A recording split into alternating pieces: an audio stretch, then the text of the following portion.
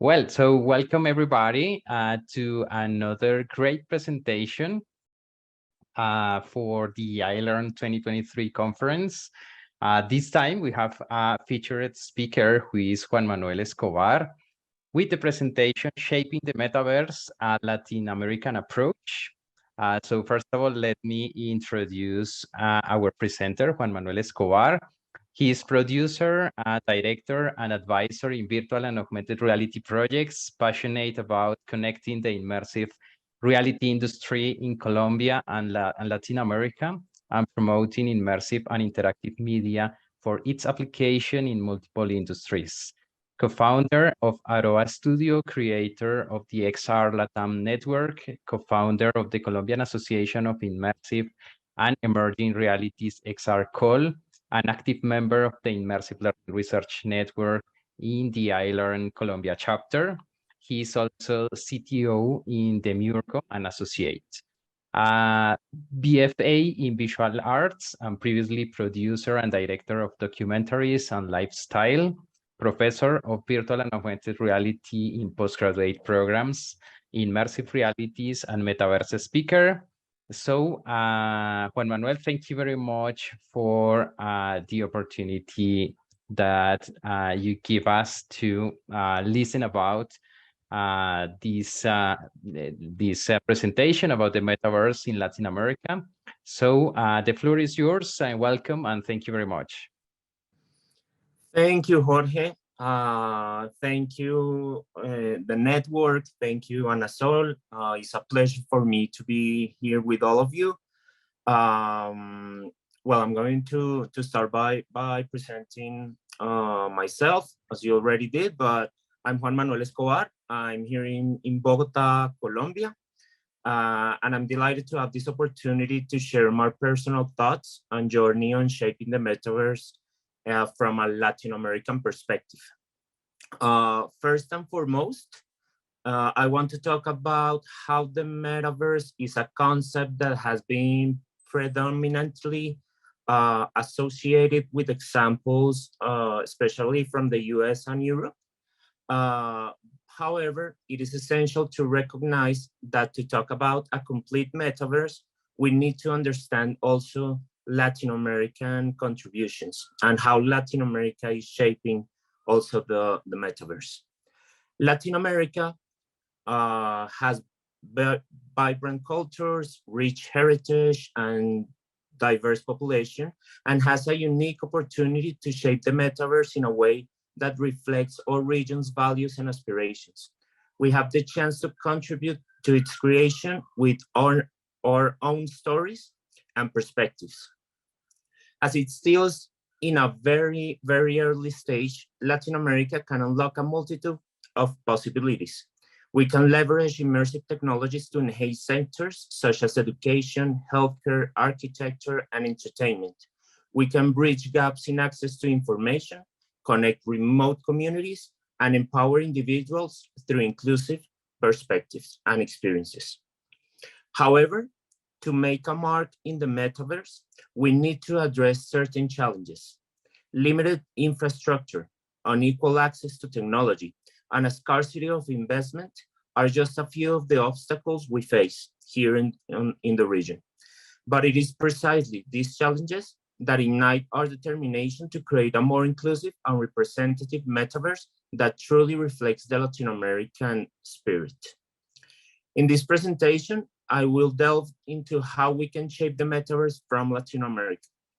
I will explore the key pillars that underpin our approach, highlighting inclusivity, cultural representation, and the development of local content. Through collaboration, innovation, and strategic partnerships, we can create a metaverse that celebrates our diverse identities and nurtures our homegrown talents. Together, we can redefine the metaverse narrative and showcase the unique contributions of Latin America. We are here to shape a future where the Latin American metaverse shines brightly alongside its global counterparts. This is just an introduction, just to be on the side on why we don't talk, when we talk about the metaverse, why we don't see it like Latin American technology. We see it more as a US, European, or maybe Asian contribution. But here in Latin America, we have seen in the past years that there are a lot of companies, communities, people that are working very hard on development and doing great projects using immersive technologies. So on this presentation, I will go on an overview on some examples. I'm going to show you how at the Miurgo we are developing and shaping the metaverse. So please, if you have any questions at the end of the presentation, you can write them down on the chat and let me know. Here we go. So just to begin, I think when we talk about the metaverse, we have a big issue, and it's because the concept is very wide and we don't know exactly what the metaverse is. So we can find, if you go to a web page or to the internet and search around the metaverse, you will find some definitions as this one that says you may have read that the metaverse is going to replace the internet. In some point, it is true. Maybe we all should live there. I'm not sure about that. Perhaps Meta or Epic or Roblox, Decentral and Microsoft, Nvidia, or dozens of smaller companies are trying to make it happen. Yes, it is true. There are a lot of companies that are trying to develop the next big metaverse. But there are some difficulties and challenges around that. And maybe it has something to do with non-fungible tokens, NFT. So if we go to this specific definition of the metaverse, someone that is not familiar with what is Meta, what is Epic, what is Roblox, what is Decentraland, what is Microsoft, what is Nvidia, and what is NFTs is going to get lost just trying to understand. So the thing is that we have a lot of definitions of what the metaverse should be.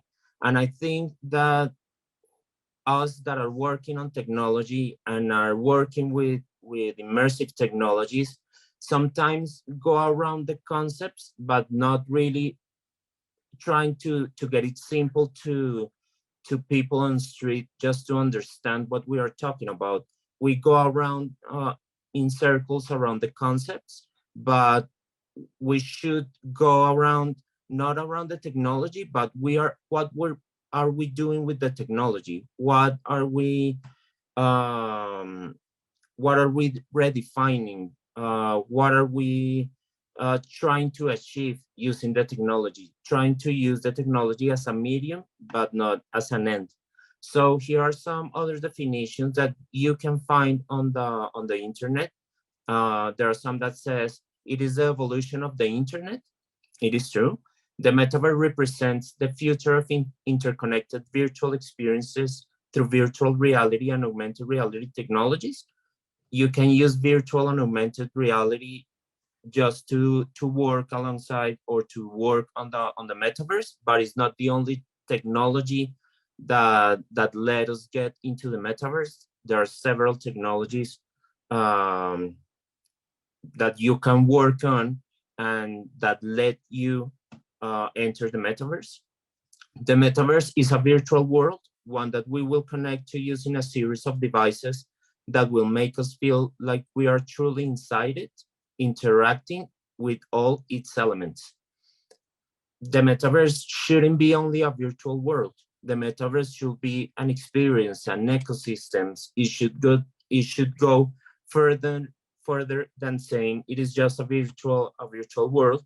And as we have seen in all the promotion and TV ads and papers and magazines, every time we talk about the metaverse, we see someone with goggles, VR goggles, wearing VR goggles.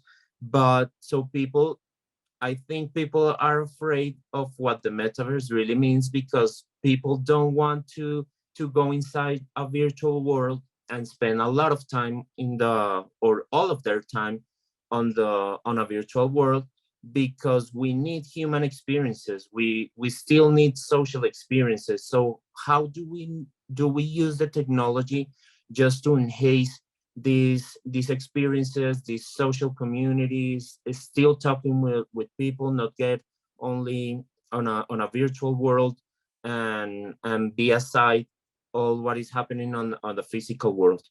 Uh, another definition is they are environments where humans interact socially and economically as avatars through a logical support in cyberspace.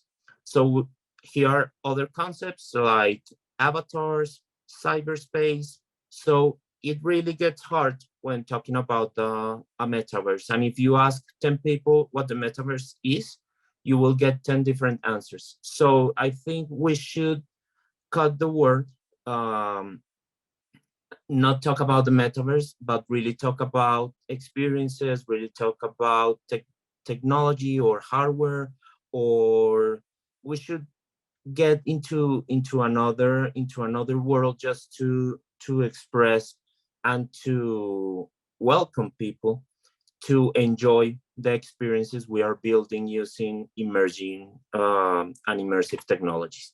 So with this introduction, I'm going to talk about the Latin American landscape and how personally do I see it. As Jorge mentioned, I was able to create a WhatsApp a group that is called XR Latam. We did it like 2 years ago, and that group start growing in we opened it like in October of 2020, and in February, March of 2021, maybe 2 years ago, there were almost 200 people from different countries from Latin America that were working around emerging technologies and immersive technologies such as virtual and augmented reality. So with this community, I was able to meet different people, different companies, different approaches, and I was able to understand what was really happening on Latin America. I was one that only had references, as I said before, maybe of big projects that were happening in other parts of the world.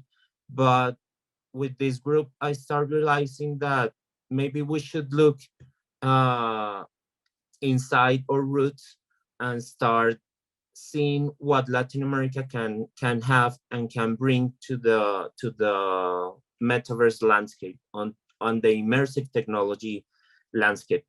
That's why we start to create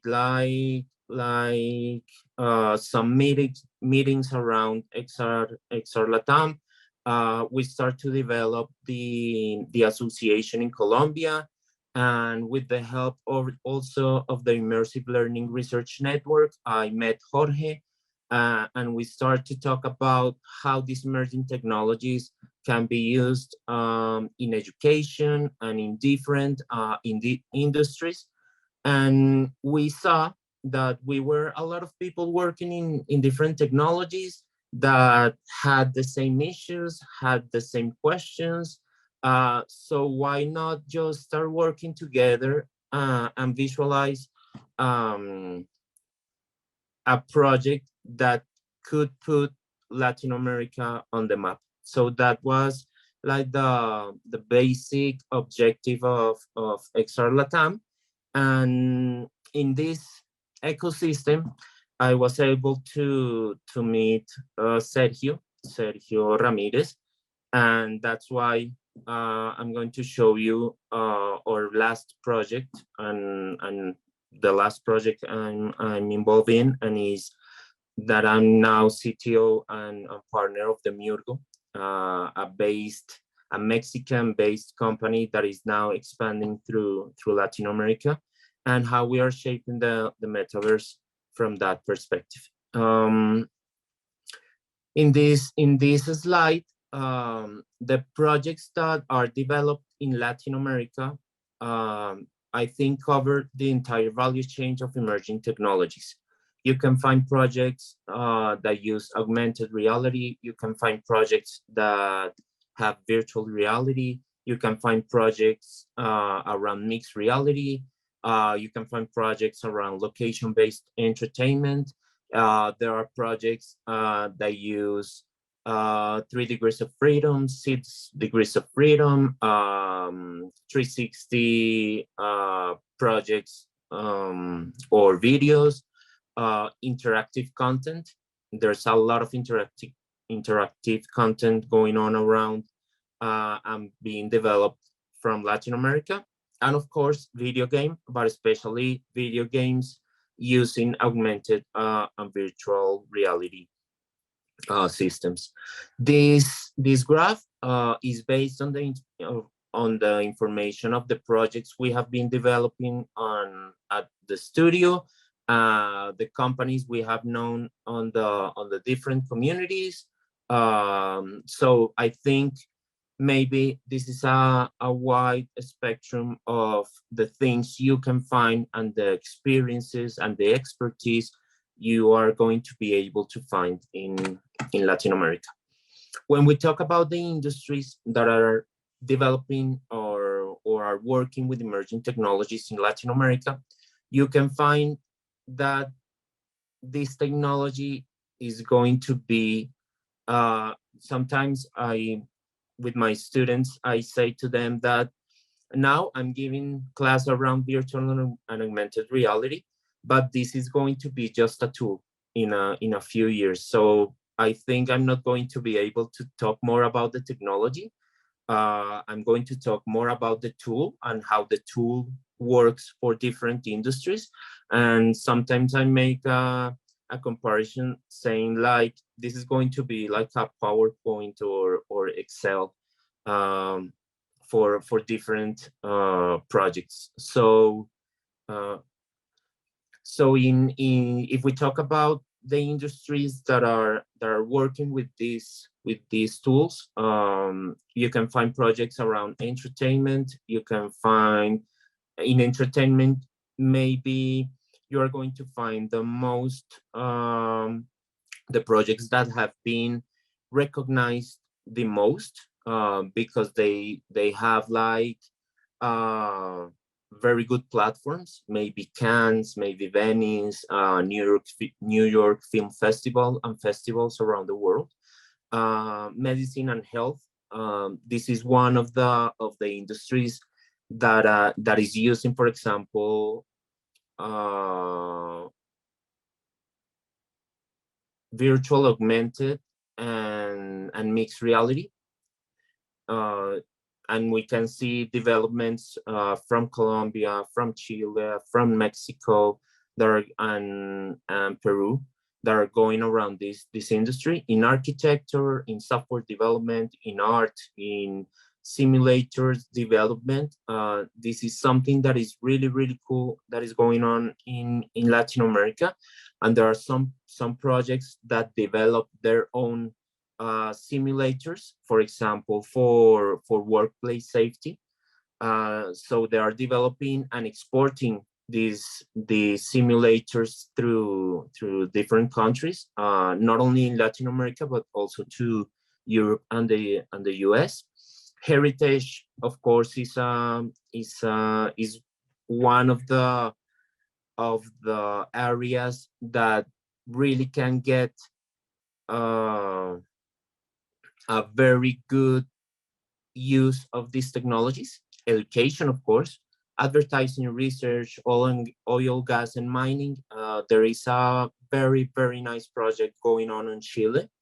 The project is called Minverso, and they are building a big solution. They are calling it the mining metaverse, but it's a really cool virtual solution using augmented and virtual reality just for the mining sector, and is already expanding to the US. Automotive, and there are several industries that are working on with these technologies. But what we have seen, and what I think around virtual and augmented reality, is that when we talk about the metaverse, we can't think about it just as a virtual space. I think we need to understand it as a whole ecosystem, an experience ecosystem, and how these technologies can help us build really, really good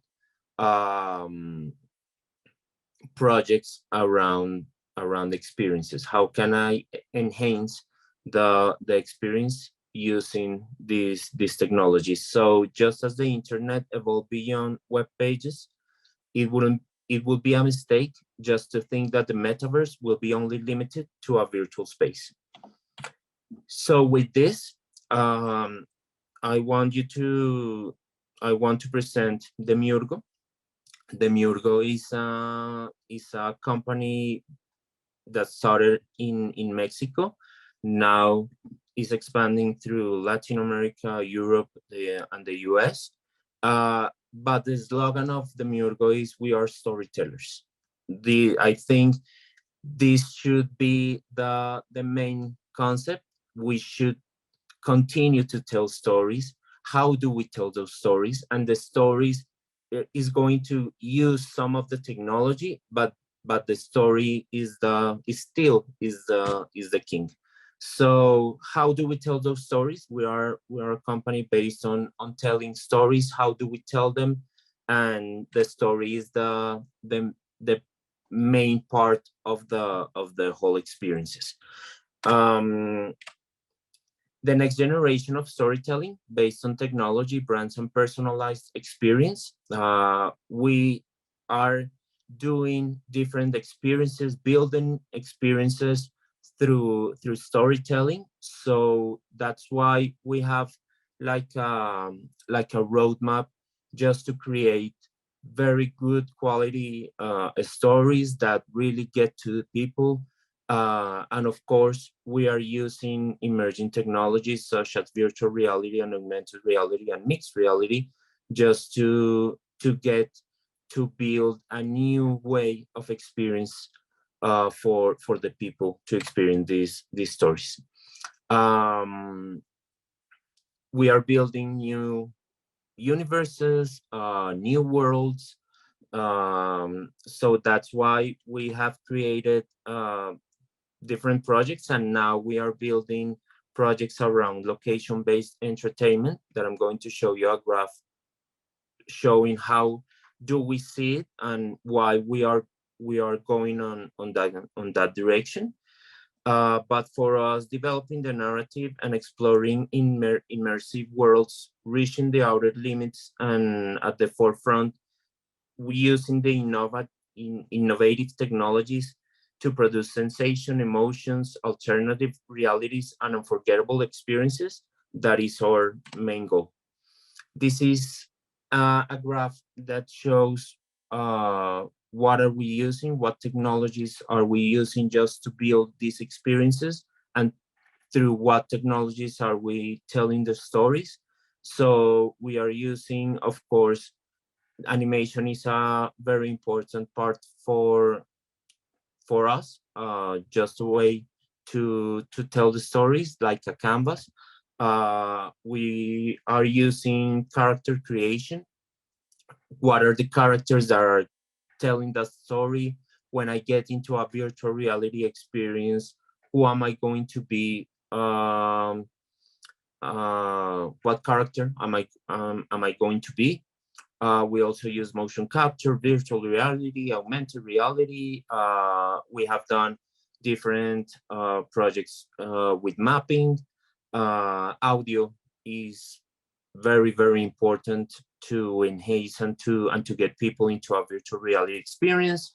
We also build mobile apps and multi-touch screens as interactive experiences. So this is a graph of the technology we are using, and the path we use to create a very powerful experience around the immersive technology is, I think, research is the first part and the main part, just to build a project. So we do what we do at the Miurgo is we do a research on who is going to be using who will be using these experiences, what technology do we need to use, for how much time the project is going to be online or access to people, what is the motivation, what is the story that we are building, why is it different from a project that we can find anywhere else. Then we start with the second part, that is incorporation. So we start to look for the platform where we are going to showcase the project. Then we have a step of validation just to see that we are going on the right path. Then we start like the strategy, planning, conceptualization, presentation, visualization, and we start to develop the project. Just when we are sure that the story we are telling, the project we are building is on the right path, we start development process. Then we see innovation, how are we going to innovate with the project we are building.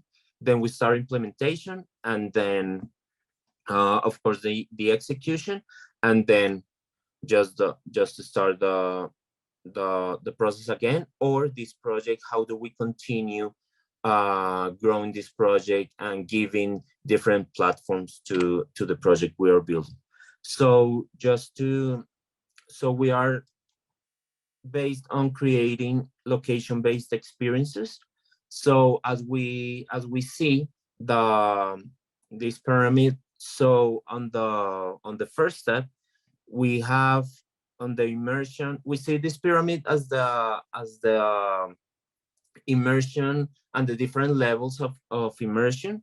And we use this pyramid just to let people understand why are we creating location-based experiences and how do we see them in the future. So on the first step, you can see cardboard multi-device systems, and these are like the first step of immersion when we are creating a virtual reality project.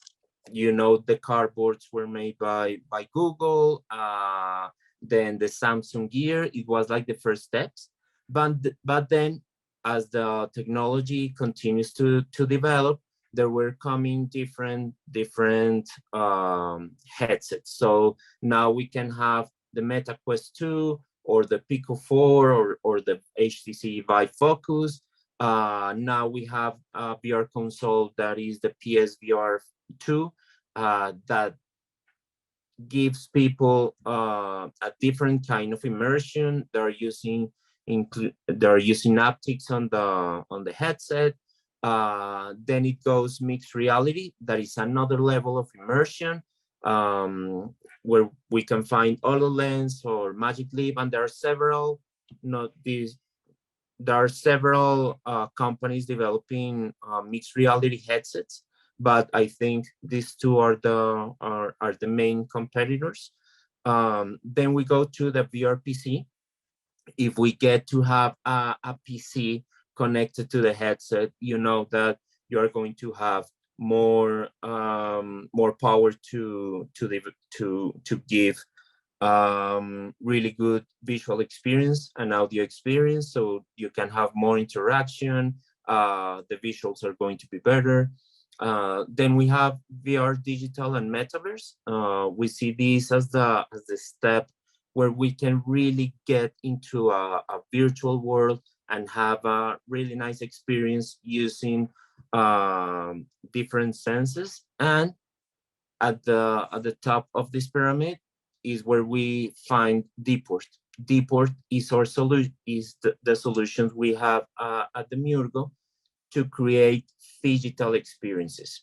Phygital means that you go to a place that has all the capabilities for a very immersive experiences. You will find physical objects that interact with digital objects as well. So you have the two worlds and the best of the two worlds, physical and digital, just to build and to experience a virtual reality experience. And Dport is a solution we have at the Miurgo to create this experience. So one of the projects we did, maybe some of you know El Chavo or Chespirito, but this is like a TV show that has grown with us. Everyone in Latin America know who El Chavo is. Everyone in Latin America knows who Chespirito is. So this is the kind of stories we really want to tell. We really want to get to our stories, or personal stories, so the people and the world to know them, and of course to use a high-tech level just to people get immersed in these spaces. So El Chavo y la vecindad del Chavo Dport is a real scale experience where you can get into La Vecindad, that is this space where all the story of El Chavo was created.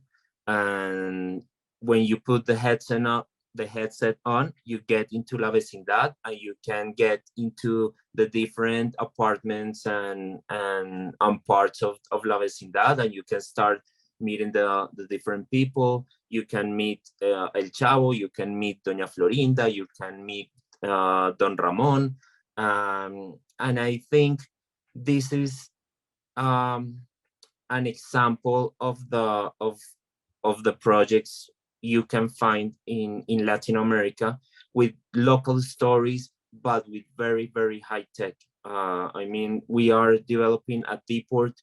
We are talking about location-based experiences, where we can have more than 20 people getting into the virtual space, into and experience simultaneously the experience. Some of the solutions you can find on different parts maybe are limited to 4, 6, or 8 people, but we are talking that we can have more than 20 people experiencing this virtual world. And I'm going to pick up a phrase of Chespirito that it says that when we are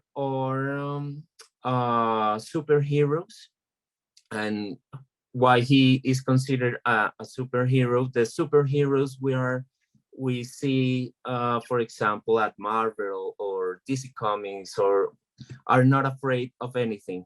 But Chespirito had a phrase that says that when Es esa, ¿no? excuse me. Oh. When Chespirito says is that to be a real superhero, you need to be afraid and be upfront of your fear and confront the feeling. So I think that's what we are doing. We are experiencing, we are developing these kind of stories. We really want to get people to understand the culture, to experience our local stories, and that's why at the Miurgo we built La Vecindad del Chavo. As I was telling you, Dport is the real scale solution. So you can have more than 20 people multi-user experience. So as you can see, this is really high tech. and we are using the technology just to enhance the experience and to tell a really, really good story. This is some of the images of the experience. So if you are in Mexico, please go and take a look. And we hope to have this experience very soon in different countries. But Anna, so if you are in Mexico, please go and take a look. Just let us know, and you can go and have a really good experience at La Vecindad del Chavo. So as you can see, the thing in technology and in Latin America is not about the tech, and it's not about the stories, and it's not about the capacities and abilities that we can find in Latin America.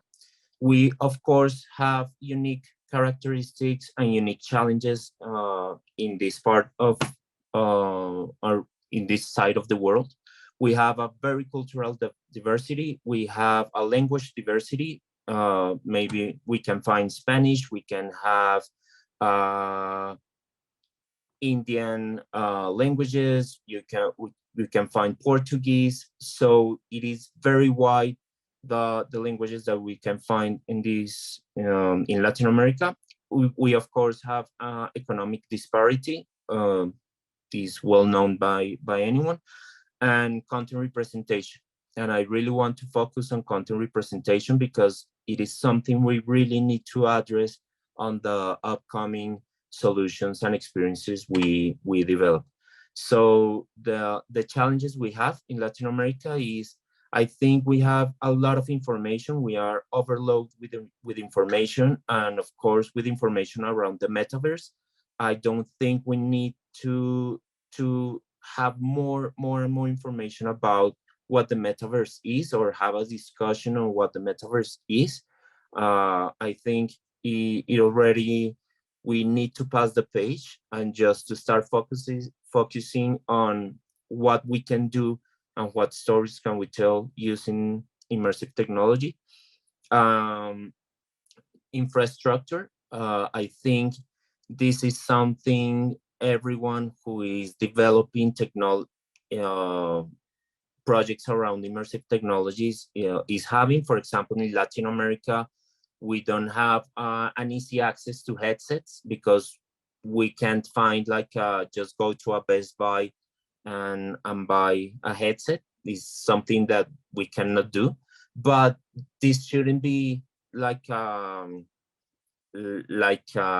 limit for not creating new experiences. I think this gives us new ways and new ways of creation and new ways to looking for solutions. So that's why we have a really good way to get around the challenges.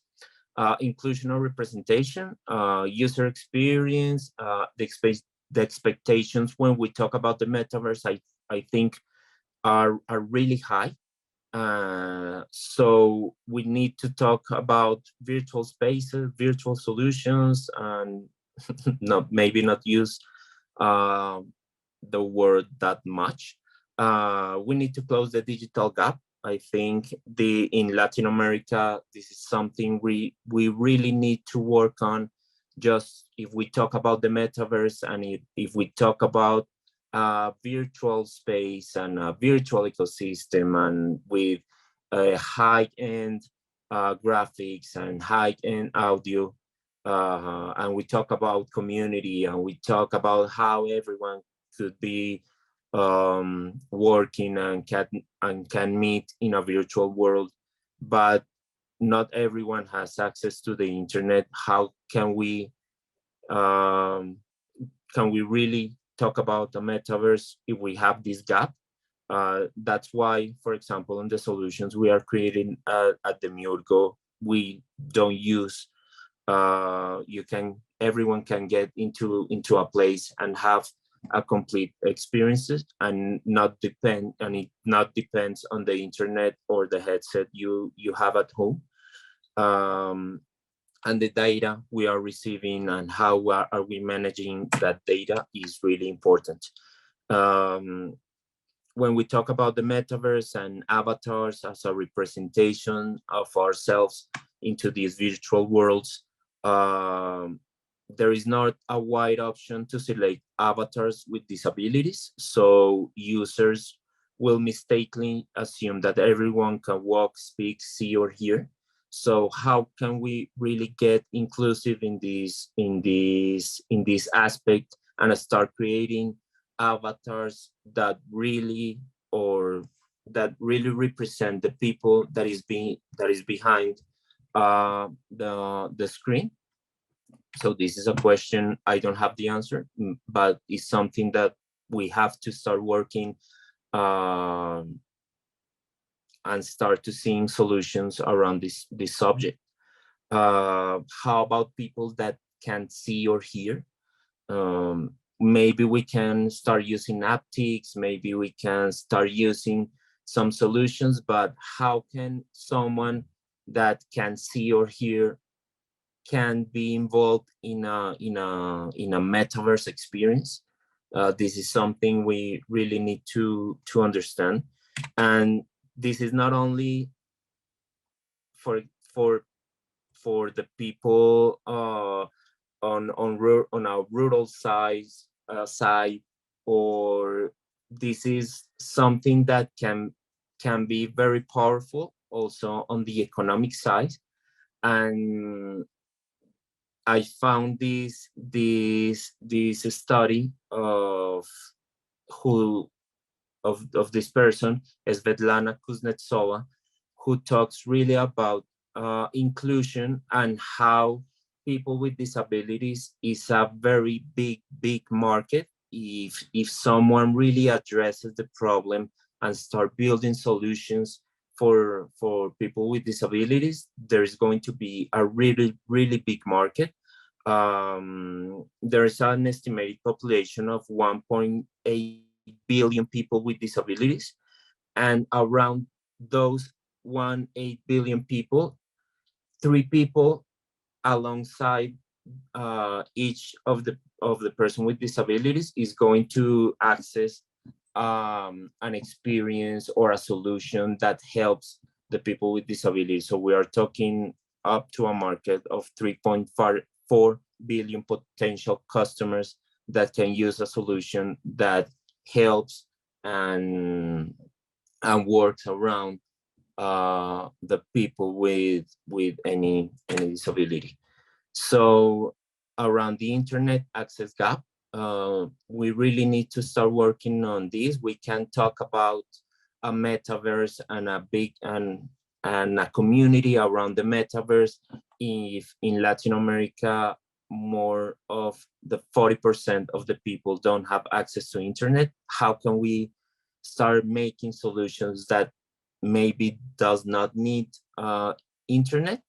That is something we are working at the Miurgo to build solutions just to people go that don't need internet access, that don't need high-end mobile just to get involved in an experience. We build the whole ecosystem for people to enjoy the experience. And I think we are in a very early stage for now. I think the solutions and the experiences we can build with immersive technologies are going to be huge, but we really need to understand that us who are building, and the companies who are building, and the people who are building these technologies are at the upfront of the technology. We are in a developing and we are looking for solutions. Every project is new, but we are seeing that the future with immersive technology is very clear and is going to be really big.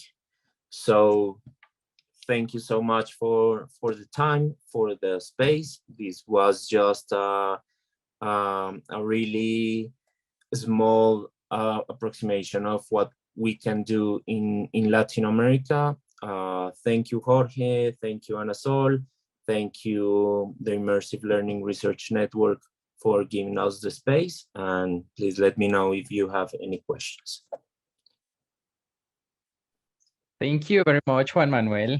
A very nice, great talk about Latin America. And thank you for the opportunity to give us an overview of the advances, opportunities, affordances, and the things that are being done in Latin America and are around this topic of the metaverse. Thank you.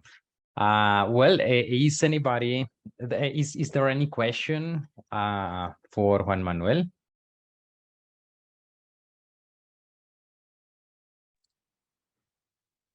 If you want, you can use the chat. Everything is here.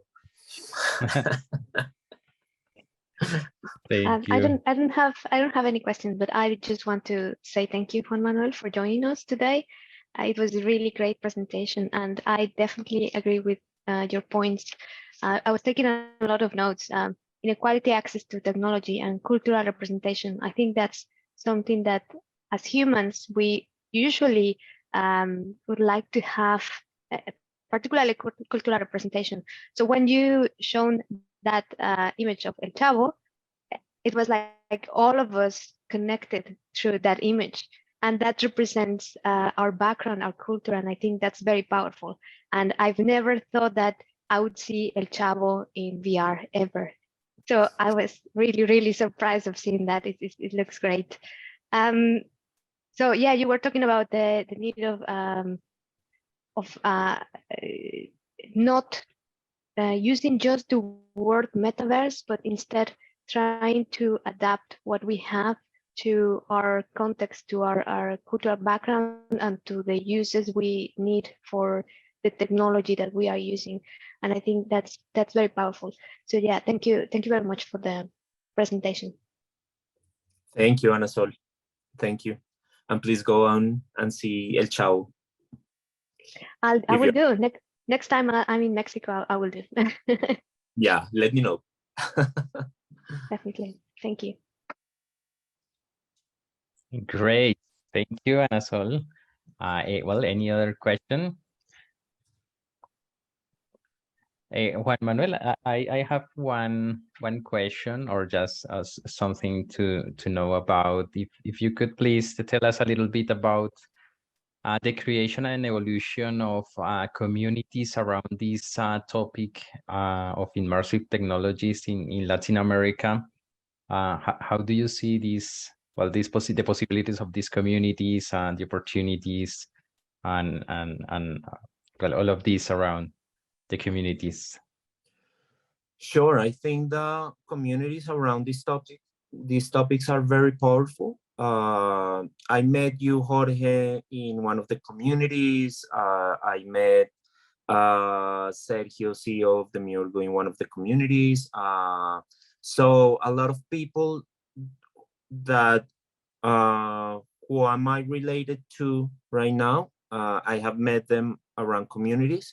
So I think if we talk about the future of these technologies and immersive technologies, we really need to think around communities, because I think there is no a big company that can work everything by themselves. As we can see, Meta, Microsoft, Google, NVIDIA, Epic Games, these are huge companies who are developing solutions, but are trying to get around communities as well, just to understand what the future should be and what solutions should they make.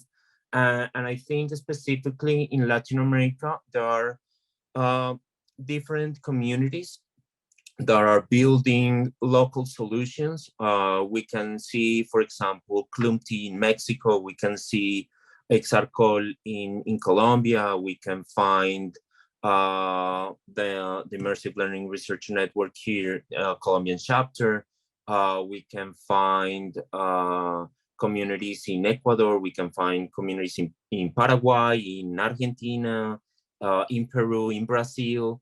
So I think if we get to to reunite those communities and start talking about solutions and start working together, as we have done it in these years, we can grow different projects. And I think we should work. We should talk more about the projects we are building, just to not commit the same mistakes, and really start evolving and really evolve on the different topics. That's why XR Latam works around that, XR and the different communities. Last month, Meta did a project around communities in Latin America. They selected 10 communities that are building projects around the Metaverse. And I think we need more of those spaces, just to know what are we developing in different countries. Well, thank you very much, Juan Manuel. Well, I think that we reached the end of this session. Thank you very much again, Juan Manuel, for being here for your presentation. So, well, thank you very much. Thank you, Jorge, and thank you, Ana Sol and the network. It was a pleasure being here with you all today.